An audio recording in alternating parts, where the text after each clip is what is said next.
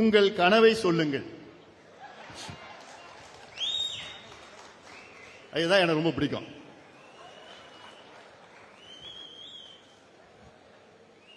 உங்கள் கனவை சொல்லுங்கள். சொல்லிடலாமா? ரெடியா? அதுல என்ன பண்ணுங்க, அந்த வெப்சைட்டுக்குள்ள போங்க. நீங்க மட்டும் இல்ல, நம்ம இளைஞர்கள் எல்லாத்தையும் சொல்லி உள்ள போயிட்டு உங்களுக்கு என்னென்ன மனசுல தோண்டுதோ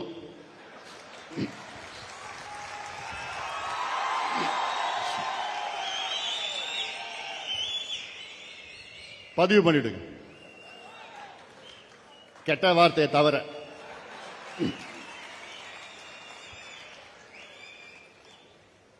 எல்லார் இளைஞர்களையும் சொல்லுங்க. நம்ம கட்சி பக்கத்துல வீடு, அந்த வீடு, எல்லாரும் சொல்லுங்க. இளைஞர்கள்ட்ட சொல்லுங்க. ஸ்டாலின் அவர்கள் தான் கேட்டாரு, உங்கள் கனவை சொல்லுங்கள். என்னன்னு பதிவு பண்ணோம். அப்பா ஸ்டாலின் அவர்களே, என் கனவு தமிழ்நாட்டில் ஒரு சொட்டு சாராயம் கூட இருக்காது, இருக்கக்கூடாது.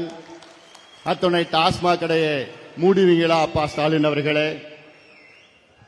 அப்பா ஸ்டாலின் அவர்களே, எங்க ஊர்ல தெரு தெருவா கஞ்சா விற்கிறாங்க, கல்லூரி வாசல்ல கஞ்சா விற்கிறாங்க, பள்ளிக்கூட வாசல்ல கஞ்சா விற்கிறாங்க. இந்த தலைமுறையை நாசப்படுத்திட்டீங்களே ஸ்டாலின் அவர்களே, எப்படியாவது இந்த கஞ்சாவை தடுக்க முடியுமா அப்பா ஸ்டாலின் அவர்களே? அதுதான் என்னுடைய கனவு ஸ்டாலின் அவர்களே. அப்பா ஸ்டாலின் அவர்களே, இந்த சாதிவாரி கணக்கெடுப்பு நடத்தாத காரணத்தால் தான் எங்களுக்கெல்லாம் வேலை கிடைக்கல. எல்லா சமுதாயம் பின்தங்கி போயிடுச்சு. மற்ற மாநிலங்களில் கணக்கெடுப்பு நடத்தி அங்க இடஒதுக்கீடு அதிகப்படுத்திட்டாங்க, வேலை கொடுத்துட்டாங்க, கடன் கொடுத்துட்டாங்க, வீடு கட்டி கொடுத்திருக்கிறாங்க, சமூக நலத்திட்டம் கொடுத்திருக்கிறாங்க, படிப்பு கொடுத்திருக்கிறாங்க, எல்லாம் கொடுத்து அங்க வளர்ச்சி பெற்றுட்டு இருக்கிறாங்க. ஆனா நீங்க தமிழ்நாட்டில் வேணுமே சாதிவாரி கணக்கெடுப்பு நடத்தாத காரணத்தால் தான் நாங்கெல்லாம் படிப்பு இல்ல, வேலை இல்ல, இன்னைக்கு ஏழ்மையில வாழ்ந்து கொண்டிருக்கின்றோம். அப்பா ஸ்டாலின் அவர்களே, அப்பா ஸ்டாலின் அவர்களே, குறிப்பாக பெண்கள் எழுதுங்க. அப்பா ஸ்டாலின் அவர்களே, எங்களால வீட்டு விட்டு வெளியில போக முடியல, தெருவில் நடக்க முடியல, ராத்திரில இல்ல பகல்லே நடக்க முடியல. அப்பா ஸ்டாலின் அவர்களே, நடந்தா எவனா ஒரு கையை பிடிச்சி இழுக்கிறான், எவனா விசில் அடிக்கிறான், எவனா கேலி பண்றான்.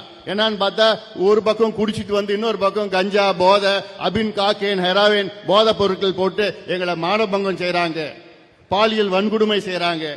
எங்களுக்கு பாதுகாப்பு இல்லை. அப்பா ஸ்டாலின் அவர்களே, எப்படியாவது இந்த கஞ்சாலாம் ஒழிக்க முடியுமா அப்பா ஸ்டாலின் அவர்களே? அடுத்தது அப்பா ஸ்டாலின் அவர்களே, எல்லா துறையிலும் ஊழல் நடந்திருக்குது. அப்பா ஸ்டாலின் அவர்களே, சொல்றாங்க 6 லட்சம் கோடி ஊழல் நடந்திருக்கு தமிழ்நாட்டில். அப்பா ஸ்டாலின் அவர்களே, அது உங்களுக்கு தெரியாதா அப்பா ஸ்டாலின் அவர்களே? இதெல்லாம் நான் சொல்ற நினைச்சுக்காதீங்க. இது உங்களை போன்ற இளைஞர்கள் உங்க மனசுல இருக்கிறது தான் நான் சொல்றேன். இது பதிவு பண்ணுங்க, எல்லாம் பதிவு பண்ணுங்க. ஏன்னா அவர் தான் சொன்னார்ல, அவர் அப்பான்னு கூப்பிடணும்னு சொன்னார். நான் தப்பாலாம் எதுவும் பேசல. அதாவது உங்க மனசுல என்ன இருக்கு சொல்லுங்க. அப்பா ஸ்டாலின் அவர்களே, தமிழ்நாட்டில் 1,30,00,000 இளைஞர்களுக்கு வேலை இல்லை. நாங்க படிச்சுட்டு இருக்கிறோம். எங்க அப்பா அம்மா கடனை வாங்கி எங்களை படிக்க வச்சாங்க. அந்த கடனை திருப்பி அடைக்க முடியல. எனக்கு வேண்டியது என் வாழ்க்கையில சுயமரியாதை. நாங்க வாழணும், வாழ்ந்து எங்க அப்பா அம்மா பாதுகாக்கணும், எங்க வீட்டை நாங்க கட்டணும், மற்றவர்கள் போன்று நானும் வாழணும்னு ஆசையா இருக்குது. அப்பா ஸ்டாலின் அவர்களே, நீங்க அறிவிச்ச வேலை வாய்ப்பு என்னாச்சு அப்பா ஸ்டாலின் அவர்களே?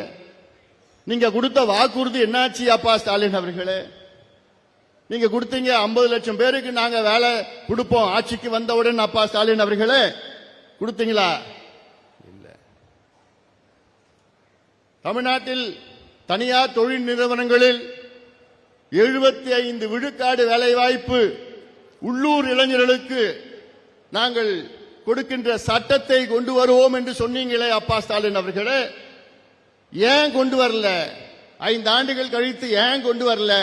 அப்படி கொண்டு வந்தா எங்க ஊர்ல எங்க நிலத்தை நாங்க கொடுத்தோம், எங்க அடையாளத்தை நாங்க அழிச்சோம், நீங்க அழிச்சிட்டீங்க. நேத்து கூட பணம்பாக்கம் ராணிப்பேட்டை மாவட்டத்தில் டாடா நிறுவனம் அங்க 500 ஏக்கர் நாங்க கொடுத்தோம், எங்க நிலத்தை கொடுத்தோம், எங்க அடையாளத்தை இழந்தோம், எங்க வீடு, எங்க கோவில், எங்க சுடுகாடு, எங்க பள்ளிக்கூடத்தை எல்லாத்தையும் எடுத்துக்கிட்டு நீங்க போனீங்களே. ஆனா நாங்க கேட்டது வேலை தானே கேட்டோம். ஆனா டாடா நிறுவனம் அங்க இருக்கின்ற ஒரு இளைஞருக்கும் ஒரு வேலை கூட கொடுக்கலையே அப்பா ஸ்டாலின் அவர்களே. இது நியாயமா அப்பா ஸ்டாலின் அவர்களே? இதெல்லாம் பதிவா போட்டுடுங்க. போடுவீங்களா? நல்லா போடுங்க, நல்லா போடுங்க.